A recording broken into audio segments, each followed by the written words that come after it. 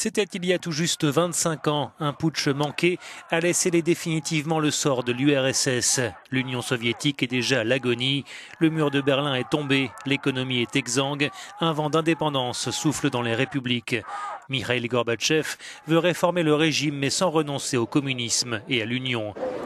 Au même moment, Boris Yeltsin est élu président de la Fédération de Russie. D'emblée, il plaide pour une autonomie totale. L'histoire est en marche. Tout bascule le 19 août 1991. Des chars et des militaires envahissent le centre de Moscou. C'est le coup d'État. Une poignée de conservateurs prend les rênes du pays. Objectif, mettre un terme à la dislocation de l'URSS, initiée selon eux par les réformes de Gorbatchev, qui est assigné à résidence. Mais le putsch se heurte immédiatement à un élan démocratique. La foule se mobilise et la résistance est sans appel, dirigée par Yeltsin lui-même.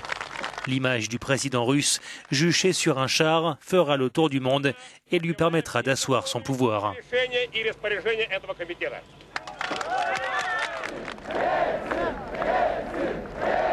En quelques heures, le coup d'État est balayé.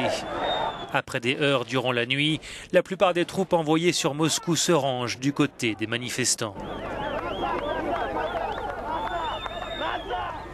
Le 22 août, Gorbatchev rentre à Moscou. S'il restera encore président de l'URSS pendant quelques mois, son pays n'est plus le même. Son plan de réforme a eu des conséquences bien au-delà de ce qu'il ambitionnait. Dans la foulée du putsch, l'Empire se disloque. La Lituanie et la Géorgie, qui avaient déjà déclaré leur indépendance, sont imitées par les autres républiques soviétiques. Estonie, Lettonie, Ukraine, Biélorussie, Moldavie. Suivent les républiques d'Asie centrale et du Caucase, Azerbaïdjan, Kirghizistan, Ouzbékistan, Tadjikistan, Arménie, Turkménistan, Kazakhstan. Décembre 91 marque la fin officielle de l'URSS. À Minsk, Yeltsin et les présidents du Bélarus et d'Ukraine créent la communauté des États indépendants et annulent le traité de 1922 qui avait créé l'Union soviétique. En quelques mois, un régime que l'on pensait inébranlable s'est effondré.